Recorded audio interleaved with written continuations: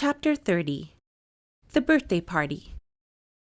A dancing floor had been laid upon a platform in the yard when Mrs. Schofield and her son arrived at their own abode, and a white and scarlet striped canopy was in process of erection overhead to shelter the dancers from the sun.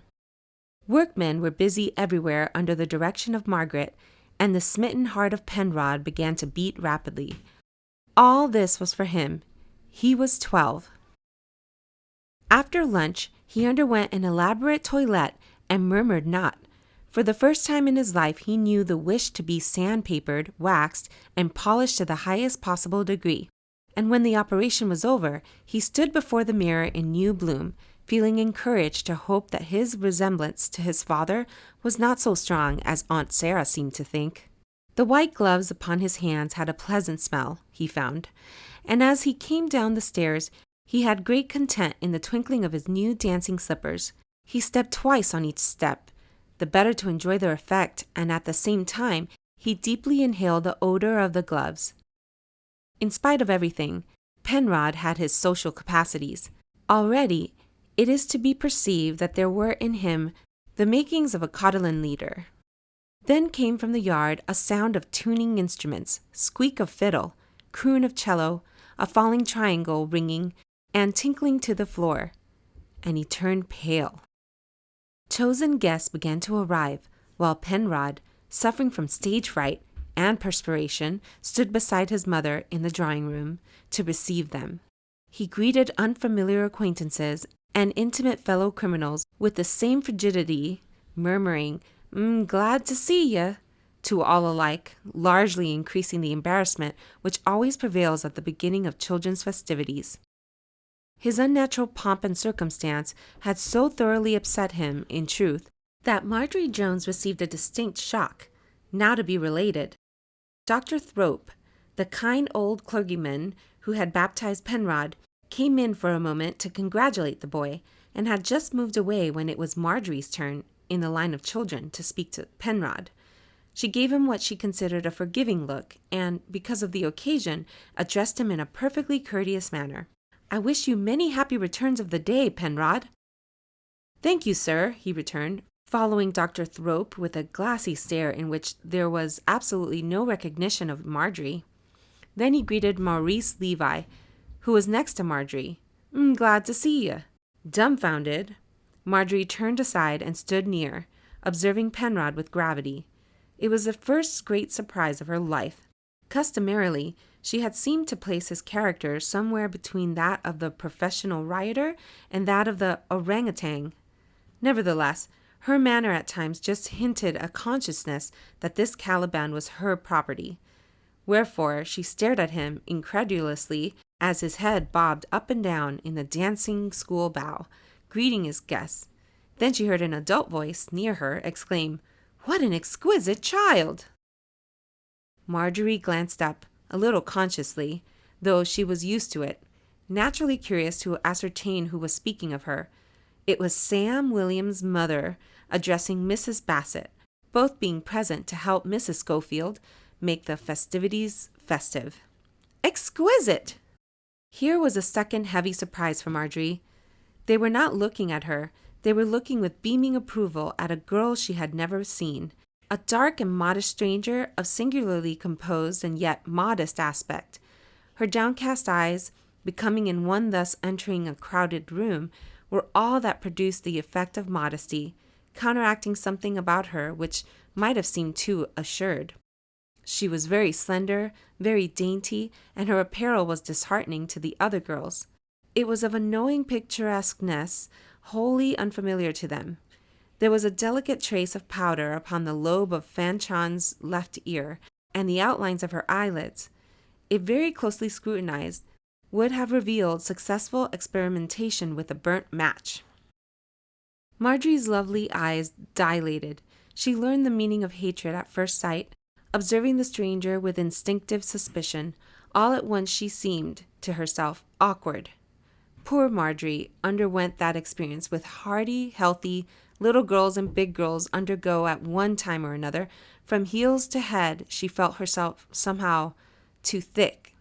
Fanchon leaned close to Penrod and whispered in his ear, "Don't you forget." Penrod blushed. Marjorie saw the blush. Her lovely eyes opened even wider, and in them there began to grow a light. It was the light of indignation. At least, people whose eyes glow with that light always call it indignation. Roderick Magsworth Bitts, Jr., approached Fanchon when she had made her courtesy to Mrs. Schofield. Fanchon whispered in Roderick's ear also, "Your hair is pretty, Roddy. Don't forget what you said yesterday." Roderick likewise blushed. Maurice Levy, captivated by the newcomer's appearance, pressed close to Roderick. "Give us an introduction, Roddy." Roddy being either reluctant or unable to perform the rite, Fanchon took matters into her own hands, and was presently favorably impressed with Maurice, receiving the information that his tie had been brought to him by his papa from Scoons. She privately informed him that she liked wavy hair and arranged to dance with him. Fanchon also thought sandy hair attractive. Sam Williams discovered a few minutes later, and so Catholic was her taste that a ring of boys quite encircled her before the musicians in the yard struck up their thrilling march, and Mrs. Schofield brought Penrod to escort the lady from out of town to the dancing pavilion. Headed by this pair, the children sought partners and paraded solemnly out of the front door and round a corner of the house. There they found the gay marquee, the small orchestra seated on the lawn at one side of it, and a punch bowl of lemonade inviting attention under a tree. Decorously, the small couple stepped upon the platform, one after another, and began to dance. "It's not much like a children's party in our day," Mrs. Williams said to Penrod's mother. "We'd have been playing Quaker meeting, clap in, clap out, or going to Jerusalem, I suppose." "Yes, or post office, and drop the handkerchief," said Mrs. Schofield. "Things change so quickly. Imagine asking little Fanchon Gilbreth to play London Bridge. Penrod seems to be having a difficult time with her, poor boy. He wasn't a shining light in the dancing class." However, Penrod's difficulty was not precisely of the kind his mother supposed. Fanchon was showing him a new step, which she taught her next partner in turn, continuing instructions during the dancing. The children crowded the floor, and in the kaleidoscopic jumble of bobbing heads and intermingling figures, her extremely different style of motion was unobserved by the older people who looked on, nodding time benevolently. Fanchon fascinated girls as well as boys.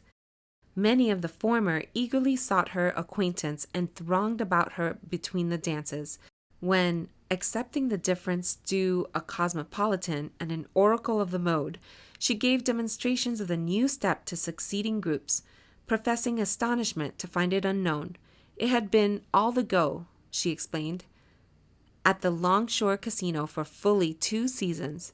She pronounced slow a fancy dance executed during an intermission by Baby Rensdale and Georgie Bassett, giving it as her opinion that Miss Rensdale and Mr. Bassett were dead ones, and she expressed surprise that the punch bowl contained lemonade and not champagne. The dancing continued. The new step gained instantly in popularity, fresh couples adventuring with every number. The word step is somewhat misleading, nothing done with the feet being vital to the evolutions introduced by Fanchon. Fanchon's dance came from the Orient by a roundabout way, pausing in Spain, taking on a Gallic frankness and gallantry at the Bal Bullier in Paris, combining with a relative from the South Seas encountered in San Francisco, flavoring itself with a carefree abandon in New Orleans, and accumulating, too, something inexpressible from Mexico and South America.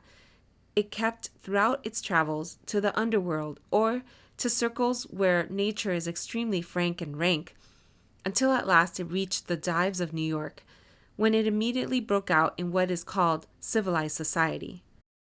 Thereafter it spread, in variously modified forms, some of them disinfected, to watering places, and thence carried by hundreds of older male and female Fanchons over the country, being eagerly adopted everywhere and made wholly pure and respectable by the supreme moral axiom that anything is all right if enough people do it. Everybody was doing it. Not quite everybody. It was perhaps some test of this dance that earth could furnish no more grotesque sight than that of children doing it. Earth, assisted by Fanchon, was furnishing this sight at Penrod's party.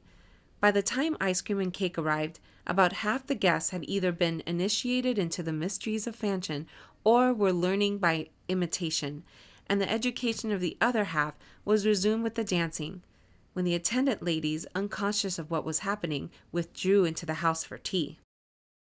"That orchestra's a dead one," Fanchon remarked to Penrod. "We ought to liven them up a little." She approached the musicians. "Don't you know," she asked the leader, "the Slingo-Sligo side?" The leader giggled, nodded, rapped with his bow upon his violin, and Penrod, following Fanchon back upon the dancing floor, blindly brushed with his elbow a solitary little figure standing aloof on the lawn at the edge of the platform. It was Marjorie. In no mood to approve of anything introduced by Fanchon, she had scornfully refused from the first to dance the new step, and because of its bonfire popularity, found herself neglected in a society where she had reigned as beauty and belle. Faithless Penrod, dazed by the sweeping Fanchon, had utterly forgotten the amber curls. He had not once asked Marjorie to dance. All afternoon the light of indignation had been growing brighter in her eyes, though Maurice Levy's defection to the lady from New York had not fanned this flame. From the moment Fanchon had whispered familiarly in Penrod's ear, and Penrod had blushed, Marjorie had been occupied exclusively with resentment against that guilty pair. It seemed to her that Penrod had no right to allow a strange girl to whisper in his ear, that his blushing, when the strange girl did it, was atrocious, and that the strange girl herself ought to be arrested.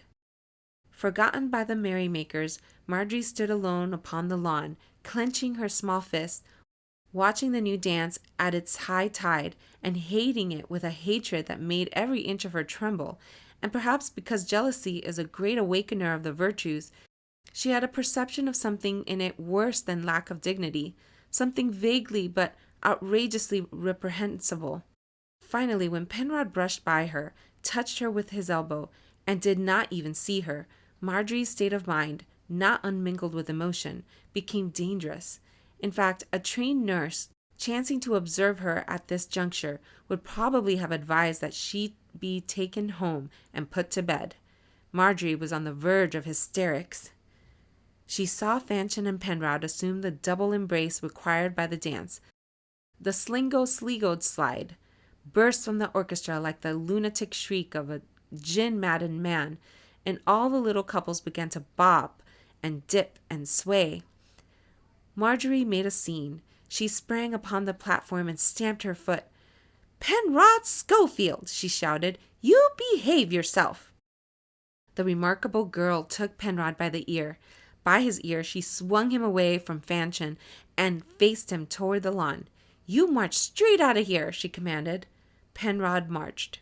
He was stunned, obeyed automatically, without question, and had very little realization of what was happening to him. Altogether, and without reason, he was in precisely the condition of an elderly spouse detected in flagrant misbehavior. Marjorie, similarly, was in precisely the condition of the party who detects such misbehavior. It may be added that she had acted with a promptness, a decision, and a disregard of social consequences, all to be commended to the attention of ladies in like predicament.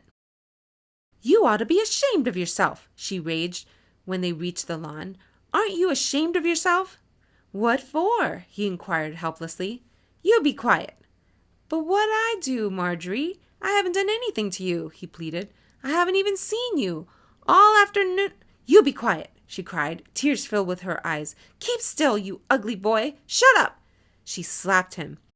He should have understood from this how much she cared for him, but he rubbed his cheek and declared ruefully, "I'll never speak to you again." "You will too," she sobbed passionately. "I will not." He turned to leave her, but paused.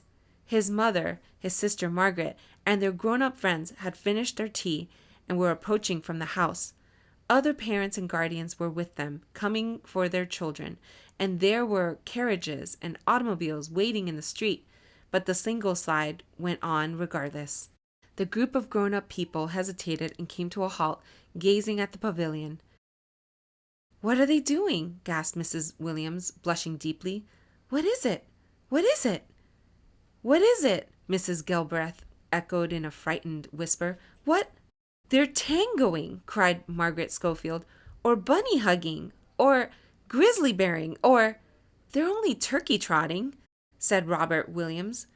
With fearful outcries, the mothers, aunts, and sisters rushed upon the pavilion. "Of course it was dreadful," said Mrs. Schofield an hour later, rendering her lord an account of the day. "But it was every bit the fault of that one extraordinary child.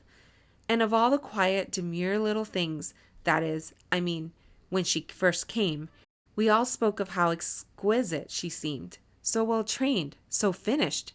11 years old. I never saw anything like her in my life." "I suppose it's the new child," her husband grunted. "And to think of her saying there ought to have been champagne in the lemonade." "Probably she'd forgotten to bring her pocket flask," he suggested musingly. "But aren't you proud of Penrod?" cried Penrod's mother.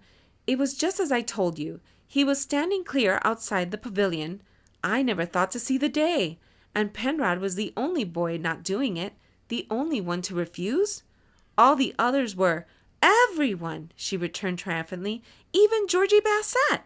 "Well," said Mr. Schofield, patting her on the shoulder, "I guess we can hold up our heads at last."